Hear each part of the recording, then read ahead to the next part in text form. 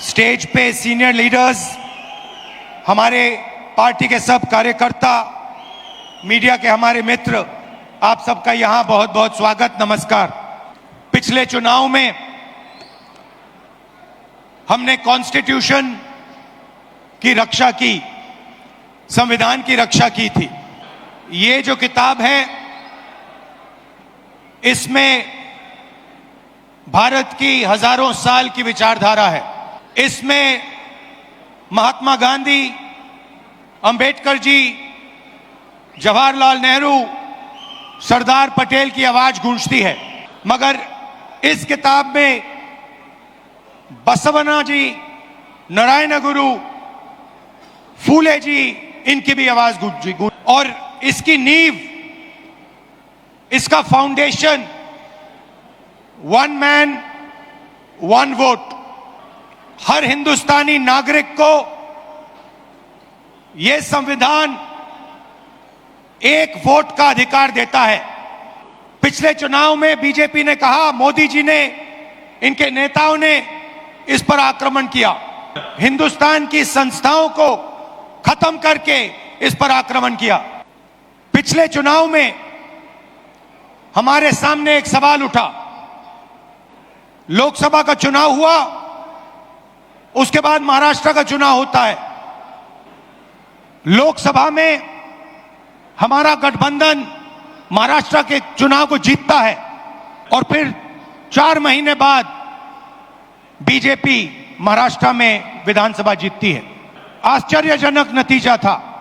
हमने पता लगाया तो पता लगा कि 1 करोड़ नए वोटरों ने वोट किया विधानसभा में। 1 करोड़ नए लोग, जिन्होंने लोकसभा में अपना वोट नहीं डाला था, जादू से ये विधानसभा में वोट डालने निकल आए। और जहां भी ये नए वोटर आए, वहां पर बीजेपी चुनाव जीती। हमारे गठबंधन के वोट कम नहीं हुए, जितने हमें लोकसभा में मिले उतने ही हमें विधानसभा में मिले। और सारे के सारे जो वोटर बढ़ाए गए, वो बीजेपी के खाते में गए। उस दिन हमने डिसाइड किया कि कुछ ना कुछ दाल में काला है। कर्नाटक में हमारी जो सर्वेस थी, हमारी जो पोलिंग थी, हमें 15 या 16 सीट दे रही थी।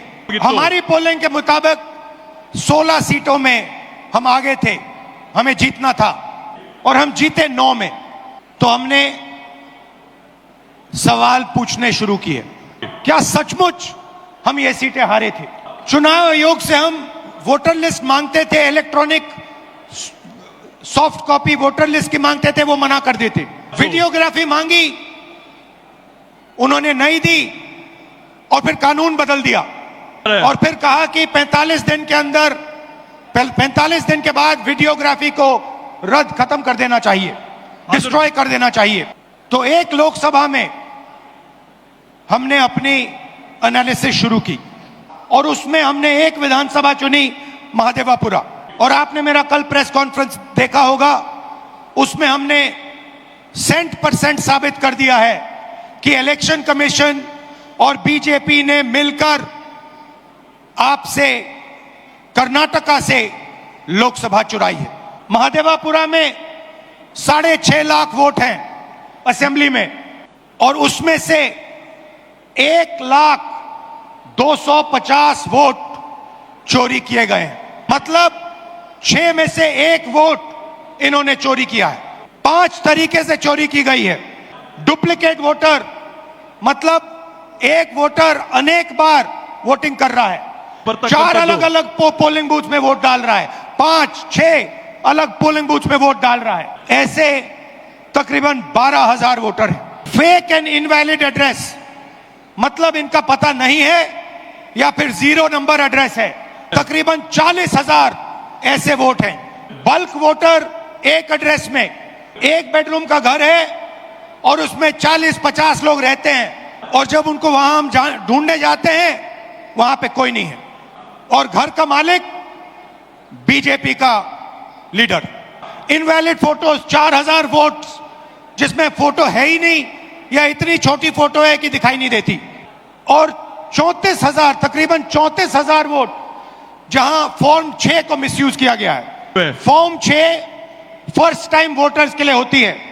34,000 ऐसे लोग हैं जिनकी आयु किसी की 90 साल, किसी की 80, 81, 82, इस प्रकार से 1 लाख वोट इलेक्शन कमीशन और बीजेपी ने चोरी किया है। डुप्लीकेट वोटर्स में एक व्यक्ति कर्नाटक में वोट देता है, उसके बाद उत्तर प्रदेश में वोट देता है। वोट देने का अधिकार उसको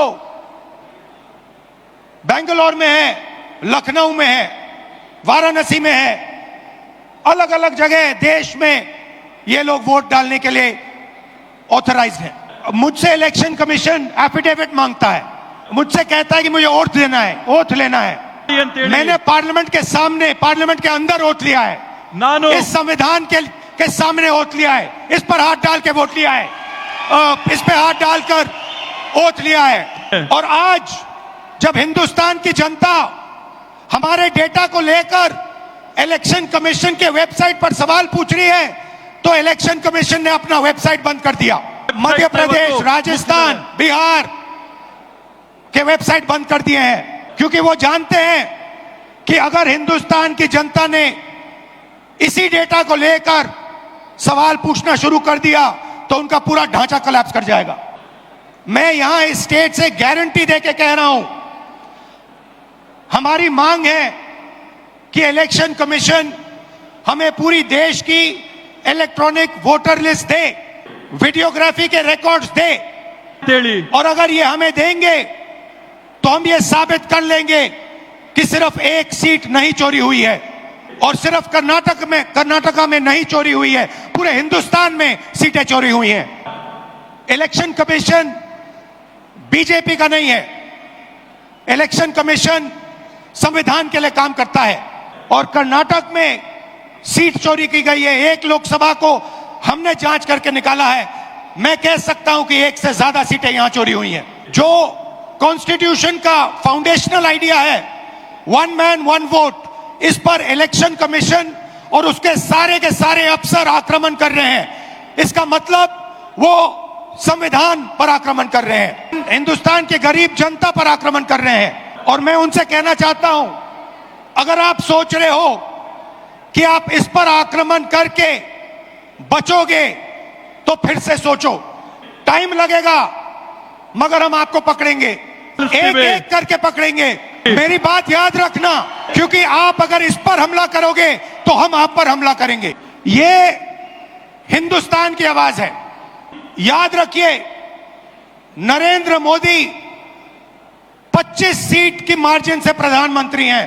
एक सीट हमने दिखा दी कि चोरी हुई है, 25 सीट वो 35,000 या कम वोटों से जीते हैं। अगर हमें इलेक्ट्रॉनिक डेटा मिल जाए, हम साबित कर देंगे कि हिंदुस्तान का प्रधानमंत्री चोरी करके प्रधानमंत्री बना है। पूरे देश को यह सवाल पूछना चाहिए कि इलेक्शन कमीशन इलेक्ट्रॉनिक डेटा और वीडियोग्राफी क्यों नहीं दे रहा है। मैं लीडर ऑफ ऑपोजिशन हूं, मगर मैं अकेला नहीं बोल रहा हूं। हिंदुस्तान की सारी राजनीतिक ऑपोजिशन की पार्टियां ये सवाल पूछ रही हैं, और इलेक्शन कमीशन को एकदम ये डेटा हमारे हवाले कर देना चाहिए। कर्नाटक में जो हमने डेटा निकाला है वो एक क्राइम का एविडेंस है। 6 महीने लगे हमें उस डेटा को निकालने के लिए। इतना बड़ा कागजों की पाइल थी। एक फोटो को लाखों फोटो के सामने कंपेयर किया है, हर एक नाम को चेक किया है, और हम मानते हैं कि हिंदुस्तान का पूरा जो डेटा है, इलेक्शन का डेटा है, वो एविडेंस है। और अगर उसको किसी ने डिस्ट्रॉय किया तो वो एविडेंस को डिस्ट्रॉय कर रहा है और उस क्राइम को आगे बढ़ा रहा है। और इलेक्शन कमीशन के लोगों को एक और बात माननी होगी, समझना होगा।